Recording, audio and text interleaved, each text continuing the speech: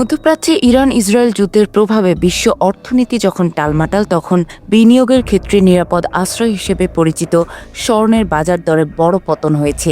গত সপ্তাহে আন্তর্জাতিক বাজারে স্বর্ণের দাম ১১% কমেছে। ১৯৮৩ সালের পর এটি মূল্যবান ধাতুটির দামের সবচেয়ে বড় সাপ্তাহিক পতন। 200-র বেশি সার্ভিস ও ফিচারে লেনদেনের সব বিকাশ অ্যাপে সম্ভব।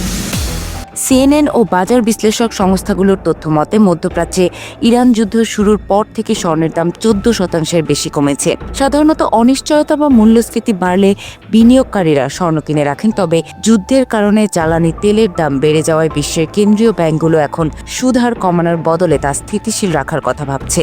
সুদহার না কমলে বন্ডের মতো লাভজনক খাতে বিনিয়োগের সুযোগ বাড়ে। এতে স্বর্ণের চাহিদা কমে গিয়ে বাজারের নেতিবাচক প্রভাব পড়ছে। সিএমই ফেডওয়াচ টুলের তথ্য অনুযায়ী মার্কিন কেন্দ্রীয় ব্যাংক ফেডারেল রিজার্ভ ফেড এবছর আর সুদহার নাও কমাতে পারে। ফেড এরই মধ্যে টানা দ্বিতীয়বারের মতো সুদহার অপরিবর্তিত রেখেছে। সাধারণত সুদহার স্থিতিশীল থাকলে বন্ডের মতো খাত থেকে বিনিয়োগকারীরা নিশ্চিত মুনাফা পান।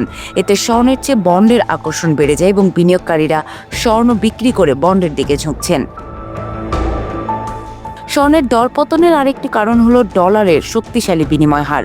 যুদ্ধ শুরুর পর ডলার সূচক প্রায় 2% বেড়েছে। আন্তর্জাতিক স্বর্ণের দাম ডলারে নির্ধারিত হয়, ফলে ডলারের দাম বাড়লে বিদেশি বিনিয়োগকারীদের কাছে স্বর্ণ কেনা আগের চেয়ে ব্যয়বহুল হয়ে পড়ে। 2025 সালে স্বর্ণের দাম 64% বেড়েছিল, যা 1979 সালের পর সর্বোচ্চ। চলতি বছরের জানুয়ারিতে প্রতি আউন্স স্বর্ণের দাম $5,000 ছাড়িয়েছে। এত বড় পতনের পরেও অনেক বিশ্লেষক এখনো আশাবাদ ব্যক্ত করছেন। ওয়াল স্ট্রিট বিশ্লেষক এড ইয়ারডেনি বছরের শেষ নাগাদ স্বর্ণের দাম $6,000 পৌঁছানোর লক্ষ্যমাত্রা ঠিক করেছিলেন। তবে তিনি জানিয়েছেন, বর্তমান পরিস্থিতি বজায় থাকলে এই লক্ষ্যমাত্রা কমিয়ে $5,000 আনা হতে পারে।